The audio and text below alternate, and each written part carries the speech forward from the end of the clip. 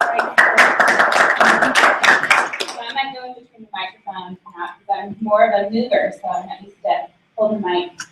So first of all, I'm excited to be here physically. If you look at the agenda, I'm supposed to be here via Hangout. So surprise, surprise, I'm here in person.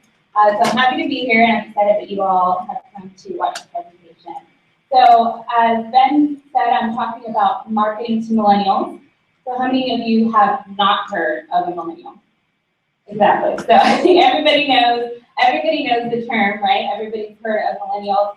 And the reality is they're kind of causing a lot of disruption in the marketing space because they are quite different from the generations before them. They do things a lot differently, and in terms of marketing, the strategies that people use to really target this generation have changed over time. So I titled this reality check because I think there are a lot of perceptions around millennials that are maybe a little off. There's some that are accurate, but I think there's a lot to really look at. So I've only got about 20 minutes, so I'm not going to touch on everything, but my goal is to give you all sort of a high-level view.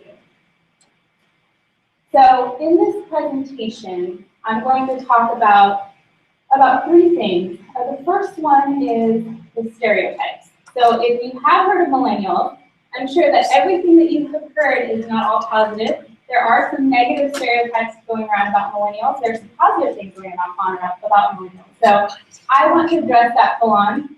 I like to say, people say that if they're from a certain city, they can make fun of those people. So if I was a New Yorker, I can make fun of New Yorkers. I'm a millennial, so I will get real about millennials and give you the real take on who we are and what we think.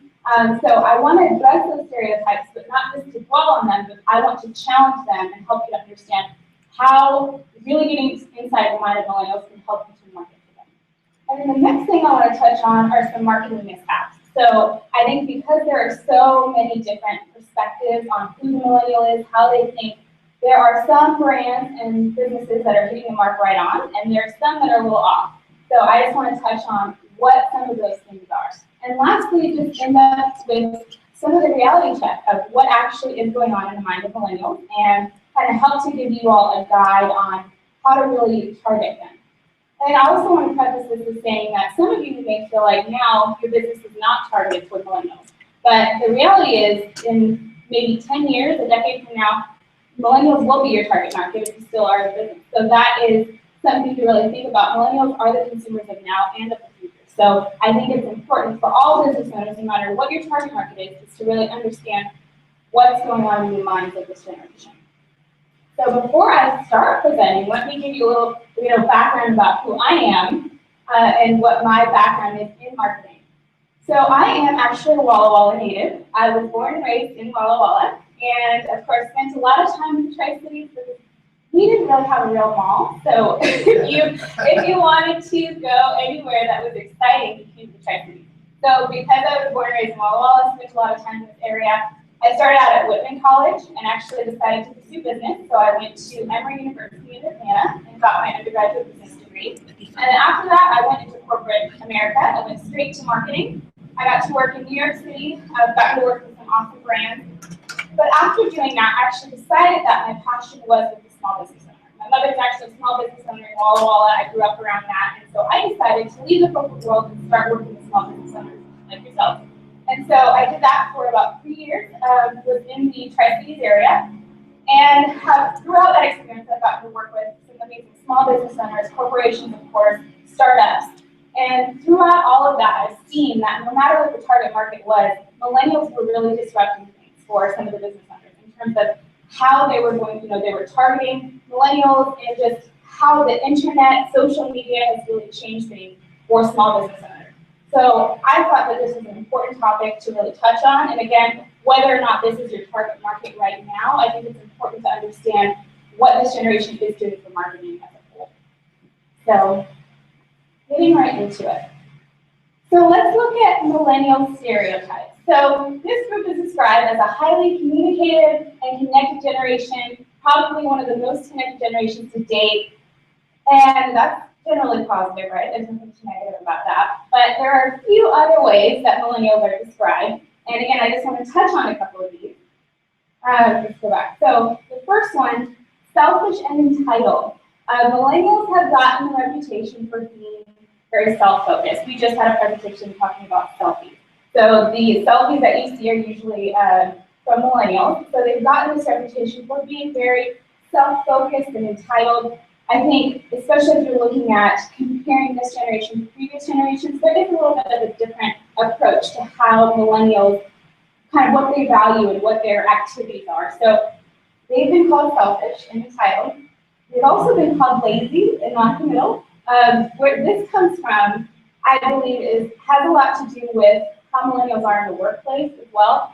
Gone are the days that a millennial will stay at a company for decades and look to retire there and spend their whole life at one company.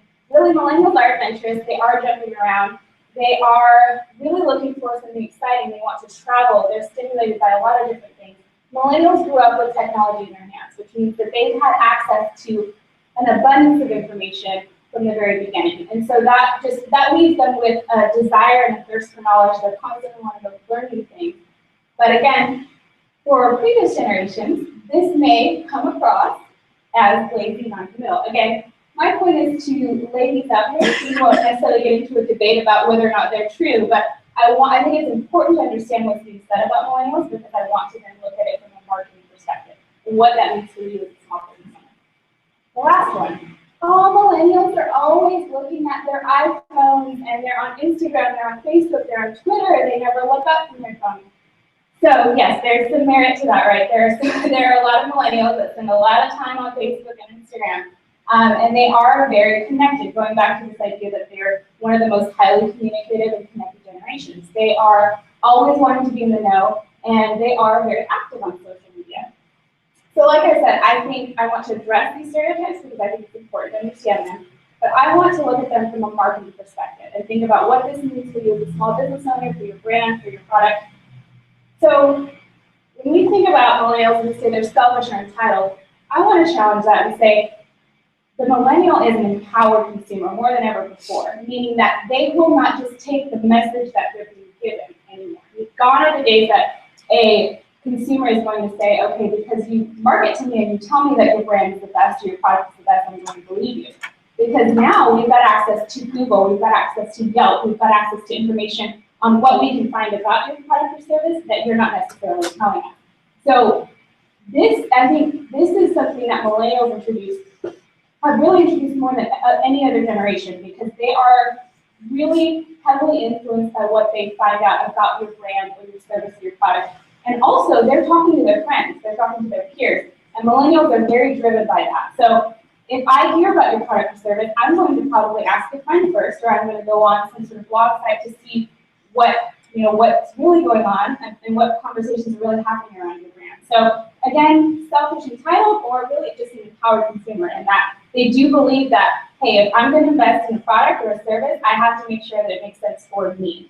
So that's just a different way to look at it. So this next one, lazy and non-committal. I'm going to go ahead and let Bill Gates answer this one for me, so you can read this quote really quick. I think that millennials have a different approach to how they work and the things that they do. So, we've got this quote here by a very intelligent man who's gotten a lot of things done.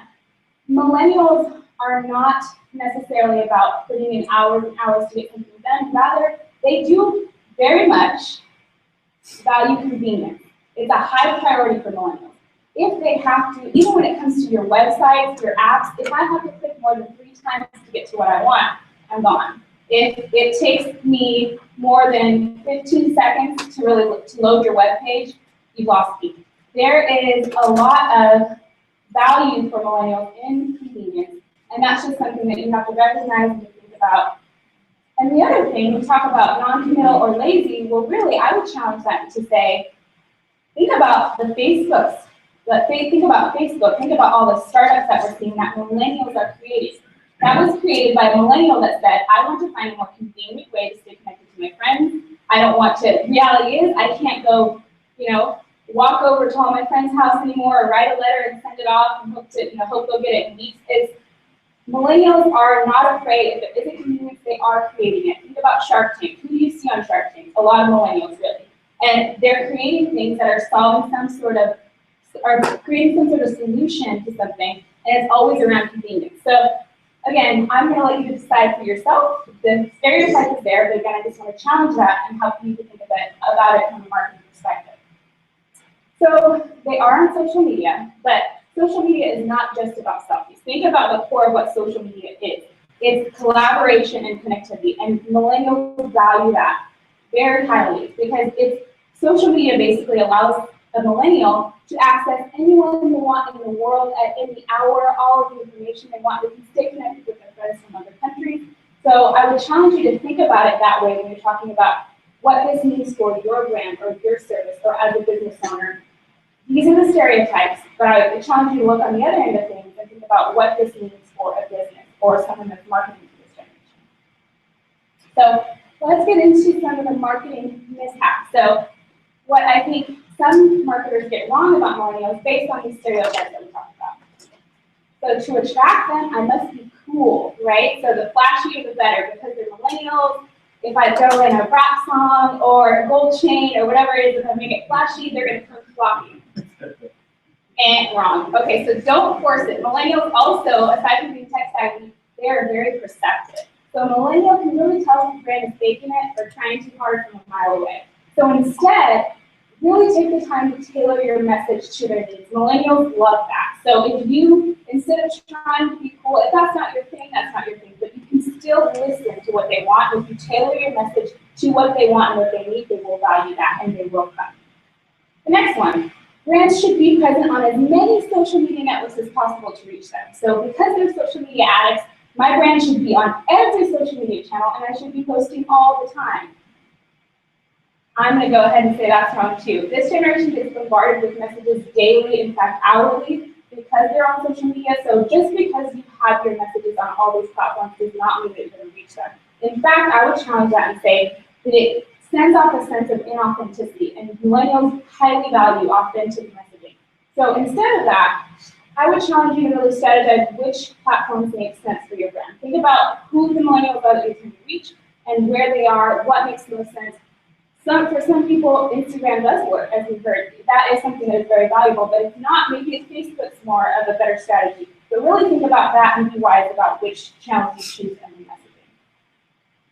So let's talk about the reality then. So we know what the stereotypes we know what doesn't necessarily work. So what does work? What is important to millennials? So let me just say this. Millennials, they're game changers, and so are the brands that they listen to most. Millennials are, like I said, changing the game in terms of marketing, and they are drawn to brands, businesses, services that are really doing the same. So don't be afraid to make a statement. There are a lot of things going on in the world. There are a lot of different things out there, and I think you definitely want to stay authentic to your brand, but millennials, they're making statements, and they're not afraid to. So be outside of the box in your industry. I have an example here of the Apple watches. Millennials love Apple because they're doing all of these things that are so different than you. Who would think that you have like an Inspector Gadget type of thing that you could wear on your arm and make a phone call? These are brands that are really disrupting their industries and thinking outside the box, and millennials love that. Support a cause authentically. I have Tom's. I don't know how many of you are familiar with Tom's, but millennials, of course, also love this brand because every time they purchase a Tom's product, they're also contributing to society in some way because they're supporting the cause. So all of that is very important to millennials. They love that. So you could say that millennials are selfish. They have this, entitlement. But I would challenge that because a lot of millennials are really getting behind these brands that are doing some of these really philanthropic things.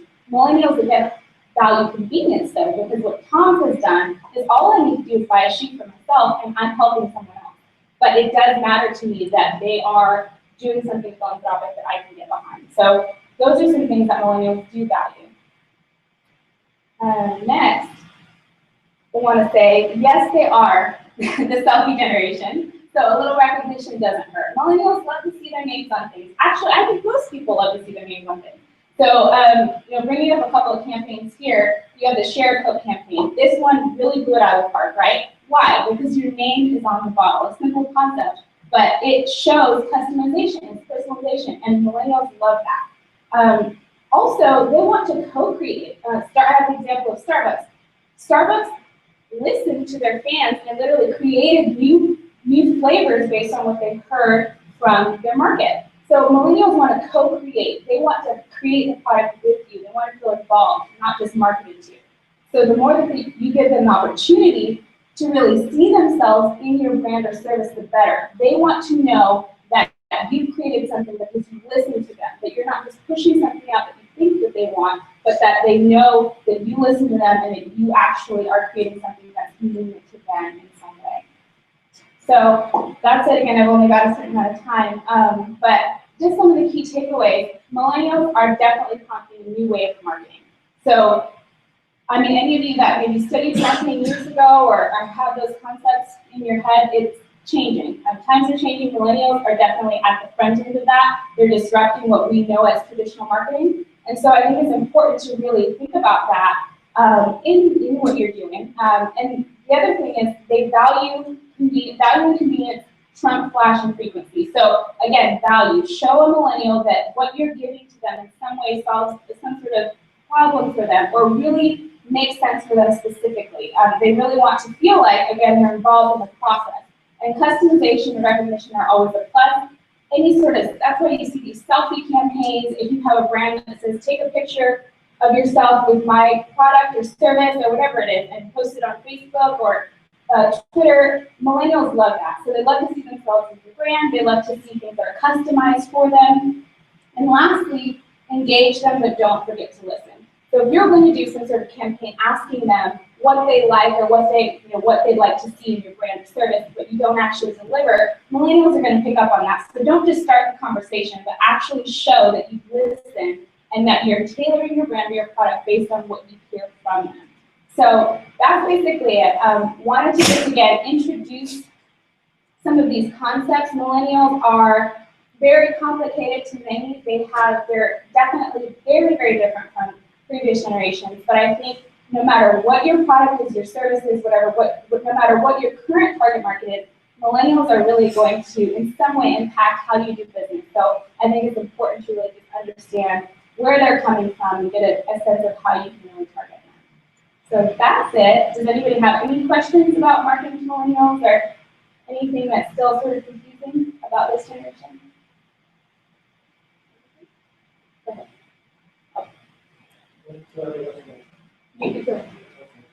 So you say that customization and also the fact that they love to co-create is something that is kind of different from other generations. Is that correct? Very specific to millennials. Very specific, yeah. What kind of tools you have used in the past or you recommend to allow them to co-create? Taking selfies is one, another tool. So co-creation, that's a great question. Co-creation actually, the other way to say that is kind of crowdsourcing. So that's essentially what that is. So that's as simple as asking them on Facebook or Twitter and saying, okay, my product's coming out, we have a new product coming out, what would the best color be? Or just asking them, because the more that you ask them questions, they're involved in the process. So it doesn't even have to be a formal thing where there's some sort of tool. It could be as simple as saying, hey, we've got a new product coming out. What would you like to see? The Starbucks example, Starbucks basically said, what are your favorite flavors?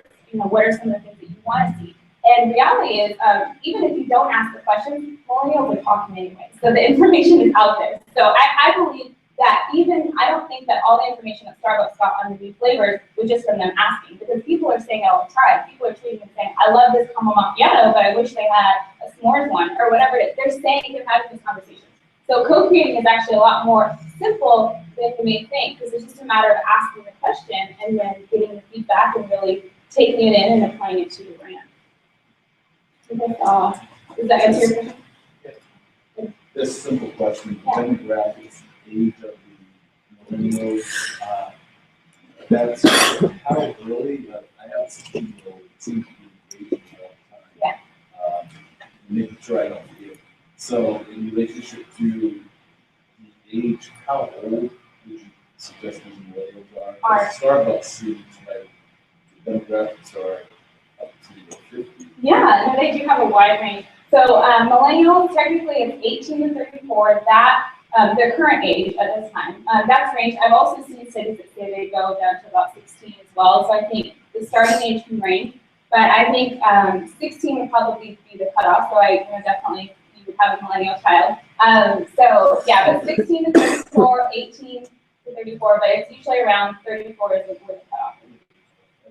In the psychographics of these folks, in your marketing background, these millennials sound kind of, not just narcissistic, but really, they sound, I'm wondering where they see them growing in the future, because you're co-creating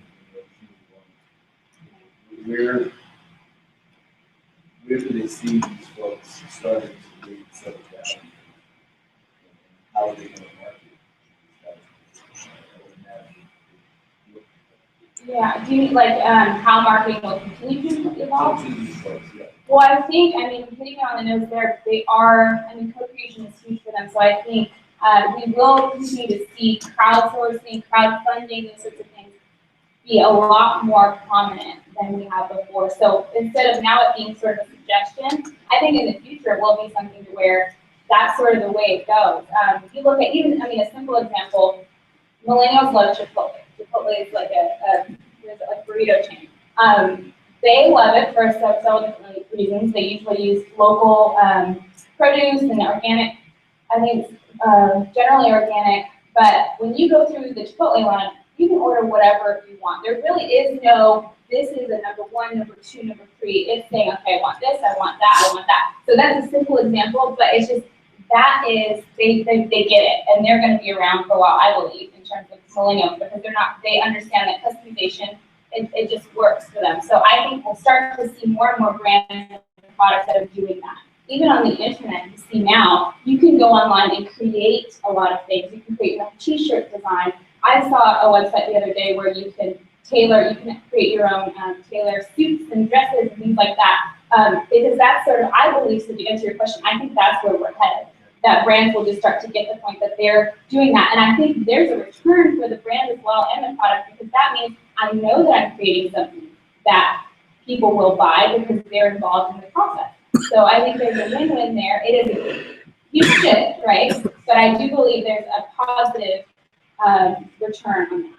So customization versus one size fits all. One size, exactly. And that I think I would challenge that. So we say, millennials are still, very focused on themselves and that sort of thing. I think from the consumer perspective, I don't necessarily think that's a bad thing, because that basically says that they know what they want and they're going to ask for it from a product or service. So in terms of the marketing world and the business world, I think that makes sense. If you go into any other realms, if we're talking about how millennials are in the workplace or something else, that's a different conversation. But if we're talking about marketing and how they're I believe they're really pushing brands and services to really think about what they want. And I think that also opens doors for other generations. So maybe even my mother might think, she's amazed at the fact that there's so many things you can customize. It's something that she thinks is strange, but once she gets into it, she's like, you mean I can pick my own color? You mean I can pick my own? And so it's something that she actually enjoys as well. But it's something that I'm already like, this is what I want and this is how it is. But for her, it's something new, but it's not a negative thing either. So I think, they are very different. There are, again, a lot of negative things that people are saying about millennials, but really, they're just kind of pushing things forward. It's a different perspective, but I think on the marketing side of things, I see it as a positive thing, and that they are really pushing the limits of what brands are doing. Yeah. All right, well, thank you guys.